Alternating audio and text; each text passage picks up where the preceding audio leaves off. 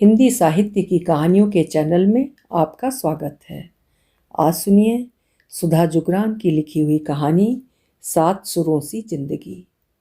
सुधा जुगरान जी एक प्रतिष्ठित लेखिका हैं। सकारात्मक एवं सार्थक पारिवारिक कहानियां ही उनके लेखन की विशिष्टता है, जो पाठकों एवं श्रोताओं को कहानियों के अंत तक बांधे रखती हैं। प्रस्तुत है उनकी कहानी मेरी जुबानी। मैं हूँ सीमा सिंह। मेघना ने घर को व्यवस्थित कर नहाने जाने से पहले एक बार फिर निहारा। सजा सवरा घर उसे अजीब सी खुशी, संतुष्टि और गर्व से भर देता था। नीरज के ऑफिस व बच्चों के स्कूल जाने के बाद वो अपने सफाई अभियान में जुट जाती, ये जानते हुए भी कि अभी बच्चे स्कूल से आकर और नीरज लंच ब्रेक में आकर उसकी सफाई अभियान की धज्जियां उड़ा देंगे। सब तरफ से संतुष्ट हो वो बाथरूम में घुस गई। इत्मीनान से नहा धोकर तैयार होकर अपने कमरे से बाहर निकली तो अपना ही घर देखकर निहाल हो गई। आईने की तरह चमकता फर्श, करीने से रखी चीज़ें, किचन से लेकर बाथरूम तक सब कुछ चकाचक। तभी घड़ी पर नजर गई। 1 बजने वाला था। वो जल्दी जल्दी किचन में जाकर लंच की शेष बची हुई तैयारी करने लगी। सब कुछ तैयार करके उसने लंच डाइनिंग टेबल पर लगाया और बच्चों का इंतज़ार करने लगी।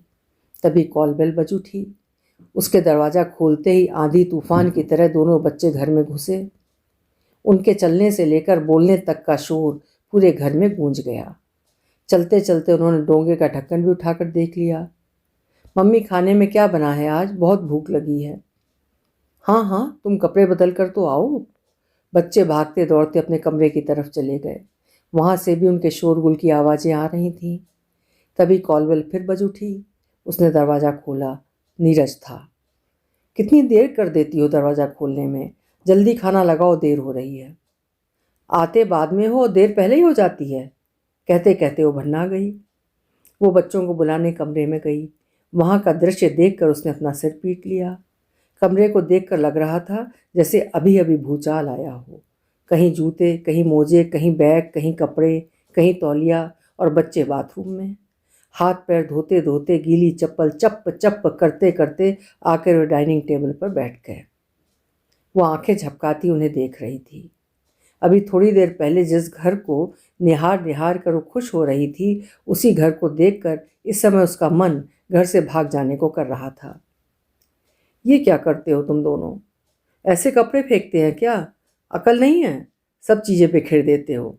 जगह पर नहीं रख सकते? वो बड़बड़ाती जा रही थी और चीज़ें उठा उठा कर जगह पर रखती जा रही थी। अभी ये सब करके बाहर आई ही थी कि नीरज बाथरूम से बाहर आ गया। वो क्योंकि बाहर के जूतों से गीले बाथरूम में घुसा था, उसके जूतों में धूल थी, जिससे गीले बाथरूम में जाने के कारण वहाँ से डाइनिंग टेबल तक पूरे फर्श की सफ़ेद टाइल्स पर जूतों के निशान बन गए थे। ये क्या किया आपने? क्या किया मैंने? नीरज आश्चर्य से बोला। सारा फर्श गंदा कर दिया। उफ, तुम और तुम्हारा फर्श। जल्दी खाना दो, मुझे देर हो रही है। कहकर नीरज खाना खाने बैठ गया। वो बुझे मन से गंदे फर्श को देखने लगी। पता था थोड़ा और बोलेगी तो झगड़ा हो जाएगा। कई बार जब वो अपने गुस्से पर अंकुश नहीं रख पाती है तो हो भी जाता है। फिर नीरज के जाने के बाद उसे बुरा भी लगता है, पर वो भी क्या करे। सारा दिन एक ही काम में तो नहीं लगी रह सकती। घर को व्यवस्थित रखने में, साफ रखने में, बाथरूम साफ करने में उसकी मेहनत खर्च होती है, लेकिन उससे 2 अच्छे बोल बोलने के बजाय बच्चे व पति उसके सफाई अभियान से हमेशा झल्लाए रहते हैं। शाम को भी जब नीरज आता है तो बाथरूम से पैर चप्पल सहित धोकर गीले चप्पल से छप छप करता हुआ आकर सोफे पर पसर जाता है। वो बड़बड़ाने लगती। बाथरूम के बाहर दूसरी चप्पल रखी रहती है, उसे पहनकर बाथरूम में नहीं जा सकते तुम? बस फिर शुरू हो गई। घर आना ही बेकार है। नीरज चिढ़ जाता। इतनी रात में कौन देखने आ रहा है तुम्हारा घर? किसी के आने का क्या मतलब? क्या खुद को साफ घर अच्छा नहीं लगता? और फिर तुम्हारे दोस्त तो रात में ही आते हैं। मेरे दोस्त आएंगे तो क्या लेंस लगाकर फर्श चेक करेंगे कि साफ है या नहीं? इतना कौन ध्यान देता है मेघना? इन बेकार की बातों में क्यों अपनी शक्ति खर्च करती हो? वो कमरे में जाती तो देखती कि नीरज ने गीला तौलिया रजाई के ऊपर डाला हुआ है। उसका दिल करता कि तौलिया उठाकर जमीन पर पटक दे। इतना भी नहीं होता तुमसे कि तौलिया इस्तेमाल करने के बाद बाथरूम में टांग दो? रजाई के ऊपर रख देते हो। वह फिर भरना जाती। ओहो, तो क्या हो गया, ध्यान नहीं रहा? रोज ही ध्यान नहीं रहता तुम्हें? और ये मोजे जूते ऑफिस से आकर जगह पर नहीं रख सकते? धोने वाले मोजे टोकरी में नहीं डाल सकते? वो फिर बड़बड़ाने लगती। बच्चों के कमरे में जाती तो वहाँ और भी तूफान मचा होता। उसे जैसे समझ नहीं आता कि आखिर वो क्या करे। ना करे तो घर तो अजायब घर बन जाएगा। करती है तो करने की भी एक सीमा होती है। नीरज से इन छोटी छोटी बातों के कारण अक्सर ठनी ही रहती। उसकी नीरज से हमेशा यही शिकायत रहती कि बच्चे तो उसे नहीं समझते, पर वो तो उसे समझ सकता है। पर वो उसके किए धरे पर हमेशा पानी फेर देता है। उसके ऐसा कहने पर नीरज उसे समझाने लगता। मेघना, मेरा भी तो आखिर यही घर है। मैं अपनी मर्जी से रहने कहाँ जाऊँ? तुम छोटी छोटी बातों में मेरे पीछे क्यों पड़ी रहती हो? तुम्हें मेरी खुशी से अधिक फर्श के गंदे होने की फिक्र रहती है। इतना इस घर को समेटने संवारने में लगी रहती हो। जितना समय व शक्ति इस सब में खर्च करती हो, उतना समय मेरे पास आकर बैठ जाया करो। पर मेघना से बिखरे घर में चैन से बैठना हो ही नहीं पाता।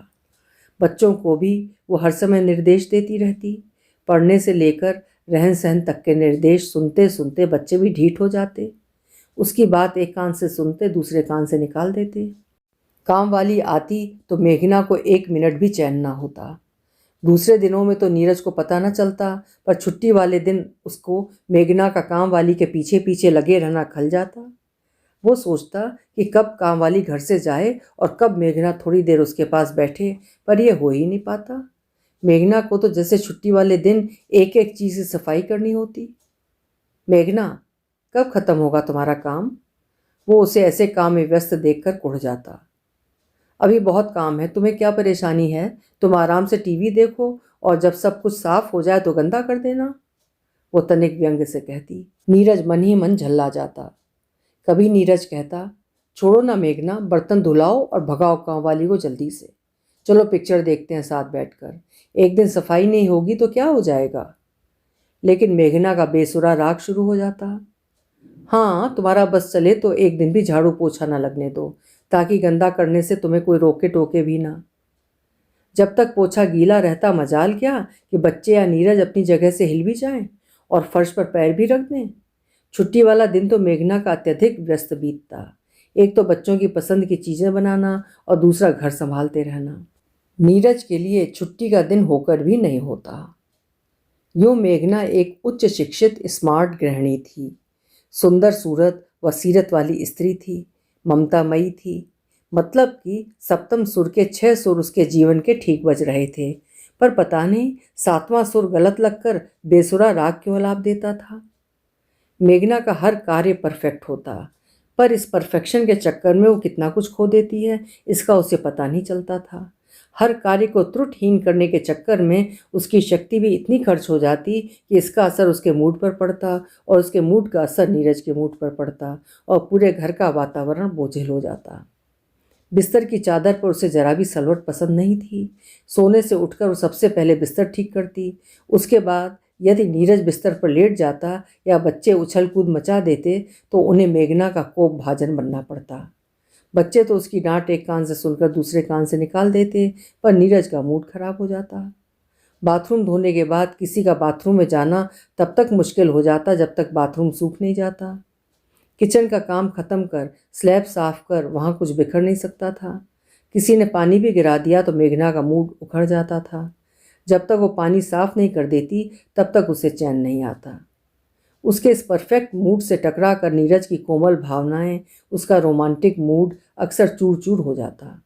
कभी कभी तो उसका मूड इतना उखड़ जाता कि भन्ना कर तैयार होता और अपने दोस्तों के घर चला जाता। इन्हीं सब बातों में उलझ कर हल्के फुल्के झगड़े तो उनके कई बार हो जाते, पर फिर 2-4 दिन में ठीक भी हो जाते। पर एक दिन इस हल्के फुल्के झगड़े ने भीषण रूप ले लिया। हुआ ये कि बच्चों को पढ़ाकर झुंझलाई हुई मेघना अपने कमरे में आई और किसी काम से अलमारी खोली तो नीरज के सारे कपड़े भरभरा कर उसके कदमों पर गिर पड़े। दरअसल ऑफिस से आकर नीरज ने तह किए गए कपड़ों के ढेर के नीचे से अपना लोवर खींचा, जिससे ऊपर के कपड़े उलट पलट हो गए और मेघना के अलमारी खोलते ही नीचे गिर पड़े। ठीक उसी समय नीरज गीले चप्पल फटकारता हुआ कमरे में आ गया। मेघना का पारा 7वें आसमान पर चढ़ गया। उसे समझ नहीं आया कि वो कपड़े संभाले, बच्चों की पढ़ाई पूरी कराए या गीला फर्श पोंछे।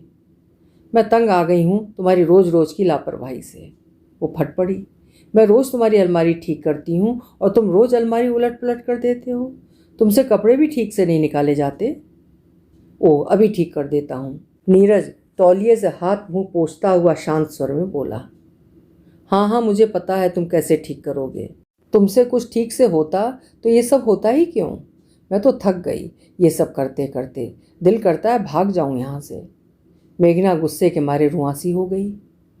तुम छोटी छोटी बातों को इतना क्यों बढ़ा देती हो मेघना। मैंने कहा ना गलती से हो गया, अभी ठीक कर देता हूँ। तुम तो चाहती हो तुम जिस चीज़ को जैसा रखो फिर उसे कोई हिलाए भी ना। नीरज भी गुस्से में आ गया। बच्चों से लेकर काम वालों तक सबको एक ही डंडे से हाँकती हो। कोई काम वाली भी लंबे समय तक नहीं टिकती तुम्हारे साथ।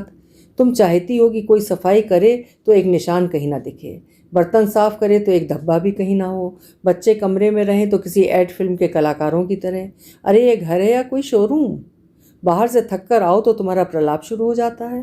पग पग पर तुम्हारा डर सताता रहता है। घर आने का मन भी नहीं करता मेरा तो। कहता हुआ नीरज पैर पटक कर दंदनाता हुआ लॉबी में जाकर टीवी पर नजर गड़ाकर बैठ गया। मेघना अपमानित सी हो गई, बच्चों के सामने तो और भी ज्यादा। इतनी ऊंची आवाज में नीरज ने इससे पहले कभी बात नहीं की थी। नीरज की इतनी आवाज सुनकर बच्चे भी सहम गए थे।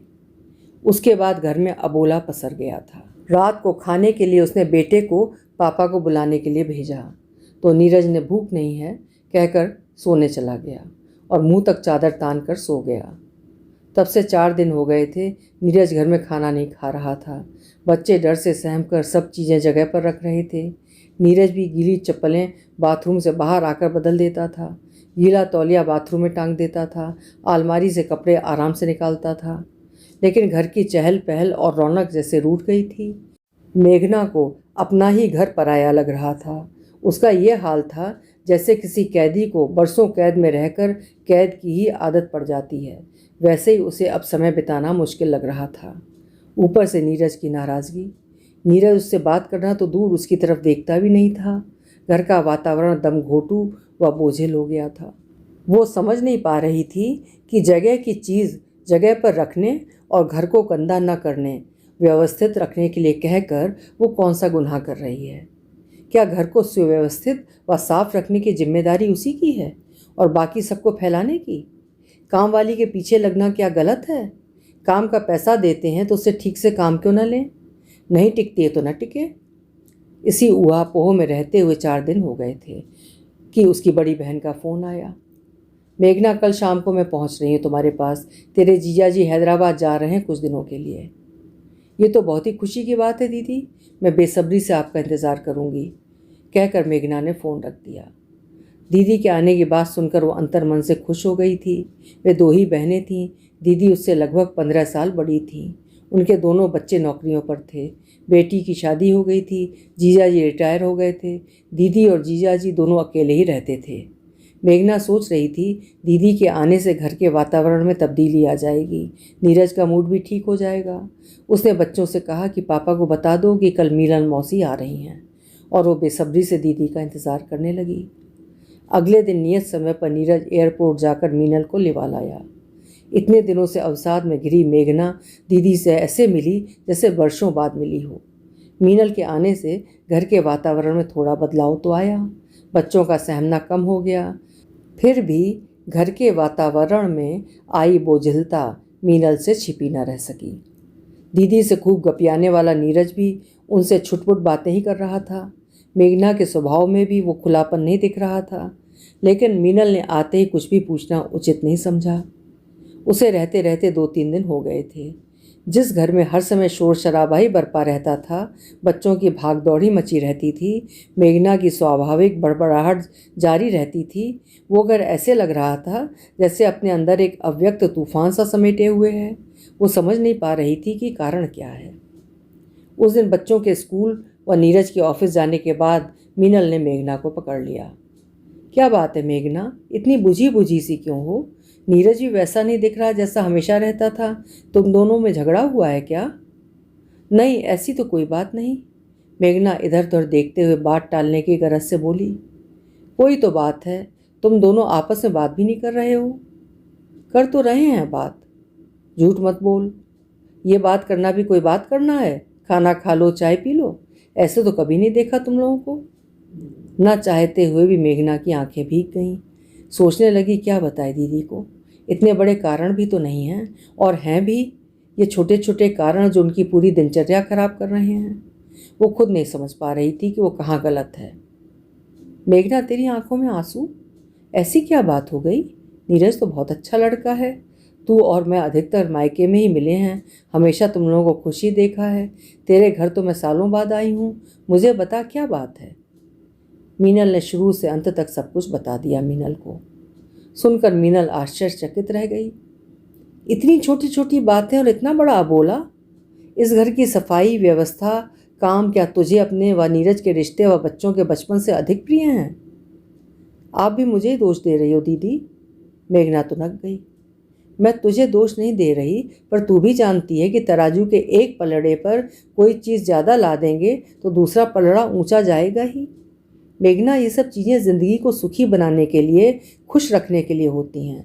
ज़िंदगी इन चीज़ों के लिए नहीं होती। ज़िंदगी सप्तम सुर में बजने के बजाय कोई सुर गलत लगकर बेसुरा राग अलाप रही हो तो सुर को ठीक कर लेना चाहिए, न कि राग को ही बेसुरा बजने देना चाहिए। तो फिर मैं क्या करूं दीदी?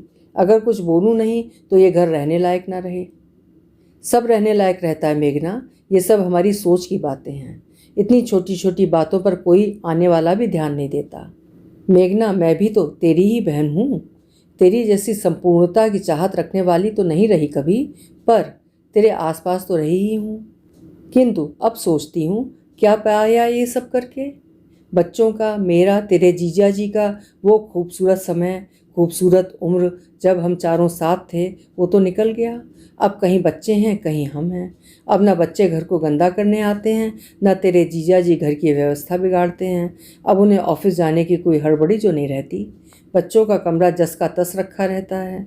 बच्चों को छुट्टी ही इतनी कम मिलती है कि उनके पास समय ही कहाँ है अपने घर में रहने के लिए।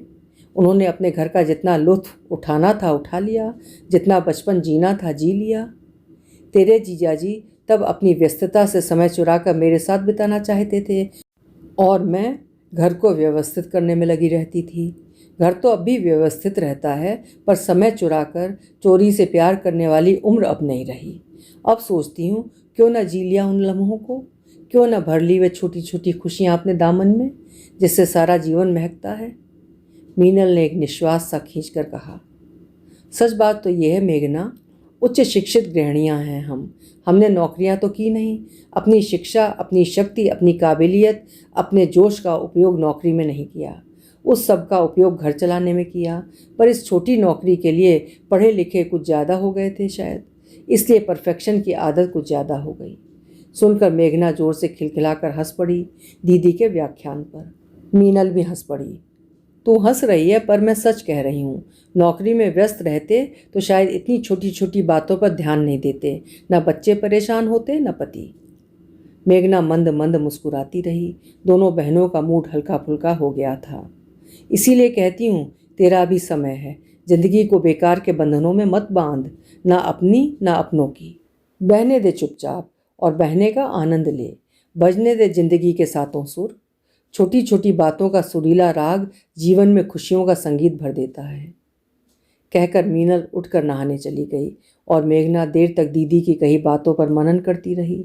छोटी छोटी लगने वाली बातें कैसे जीवन से आनंद का रस निचोड़ लेती हैं, संबंधों को नीरसता से भर देती हैं, बच्चों की स्वाभाविकता खत्म कर देती हैं। आजकल नीरज भले ही सब कुछ संभल कर रहा है, पर नीरज का वो मस्त मौलापन कहीं खो गया था। बच्चे भी सहमे रहते हैं। क्या वो ऐसा चाहती है अपने बच्चों को और नीरज को? नहीं, वो चाहती है बच्चे मस्ती भी करें, शैतानी भी करें, हुड़दंग भी करें। नीरज मस्त भी रहे, स्वाभाविक तौर पर रहे, और घर भी जरा अस्त व्यस्त ना हो। पर सब कुछ एक साथ कैसे संभव है?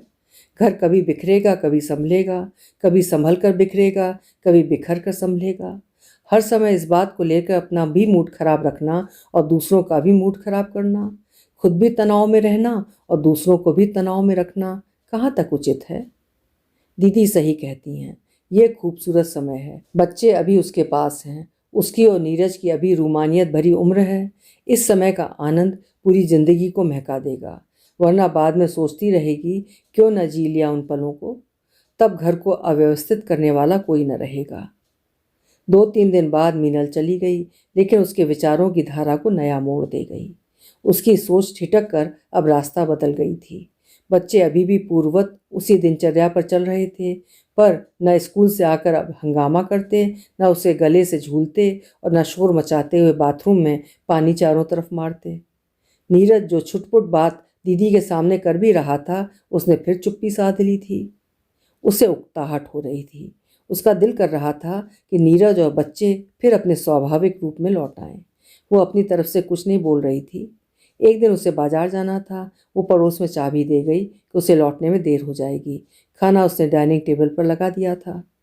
वो घर पहुंची तो बच्चे व नीरज उससे पहले घर पहुंच गए थे। दरवाज़ा खुला था। वो अंदर गई तो पल भर के लिए तो उसका सिर चकरा गया। घर में जैसे जलजला आया हुआ था। खाने के डोंगों के ढक्कन हटे हुए थे। नीरज खाना खाकर चला गया था। बच्चों के कमरे में सारी चीज़ें पहले की ही तरह उलट पलट हो रखी थीं और तूफान के गुजरने की कहानी बयां कर रही थीं। बच्चे बाथरूम में खिलखिलाते हुए एक दूसरे के ऊपर पानी फेंकते हुए खिलवाड़ कर रहे थे। उसे देखते दोनों बच्चे सहम गए। Sorry mummy. दोनों चुपचाप बाहर आकर कमरा ठीक करने लगे। अभी सब चीज़ें जगह पर रख देते हैं। उसका हृदय छटपटा गया अपने बच्चों के सहमे चेहरे देखकर। इसका मतलब है कि वो उनकी स्वाभाविकता को कितना नियंत्रित कर रही है। उसने दोनों बच्चों को खींचकर अपने आगोश में भर लिया। दोनों के गालों पर प्यार करते हुए बोली, कोई बात नहीं, कर लेना बाद में, पहले खाना खा लो चलकर। ठीक है मम्मी, कहकर दोनों बच्चों ने हुलस कर उसके गले में बाहें डाल दी। शाम को नीरज ऑफिस से आया। बिना उसकी तरफ देखे सीधे कमरे में चला गया। वो भी उसके पीछे पीछे कमरे में चली गई। वो बाथरूम से गीले चप्पलों में बाहर निकला तो बाथरूम के बाहर की चप्पल नदारद थी। वो इधर उधर चप्पल ढूंढने लगा। चप्पल कहाँ गई यहाँ से? फेंक दी मैंने, वो शरारत से बोली। क्यों? क्योंकि अब उसकी ज़रूरत नहीं है। तुम्हारा फर्श गंदा हो जाएगा। उसे मुस्कुराते देख नीरज उसे घूरते हुए बोला। फर्श ही गंदा होगा ना, तुम्हारा दिल तो नहीं? वो वैसे ही मुस्कुराती हुई बोली। उसे यूं मुस्कुराते देख नीरज भी मंद मंद मुस्कुराने लगा। इतने दिनों में गुस्सा कुछ कम भी हो गया था। मेघना ने नीरज के पास जाकर उसके गले में अपनी बाहें डाल दी। मुझे माफ़ कर दो नीरज, शायद मैं अपनों से कुछ ज़्यादा ही ध्यान घर को देने लगी थी। इसके लिए तुम्हारा मूड खराब कर देती थी, बच्चों के पीछे पड़ी रहती थी। बच्चों के बचपन की कुछ बातें, कुछ हरकतें स्वाभाविक हैं जो समय के साथ स्वयं ही संभल जाती हैं, और हमारा भी ये समय लौट कर नहीं आएगा। नीरज आश्चर्य से मेघना को देखने लगा। हाथ का गीला तौलिया रजाई के ऊपर धीरे से डालता हुआ बोला, आज इतनी समझदारी की बातें कहाँ से आ गई तुम्हारे दिमाग में? सपने में समझा गया क्या कोई? कहकर उसकी बाहें धीरे धीरे मेघना के इर्द गिर्द कसने लगीं। ऐसा ही समझ लो। मैं भी ध्यान रखूंगा मेघना, तुम गलत कहती हो ऐसा नहीं है। आखिर तुम भी सारा दिन घर के काम में लगी रहती हो।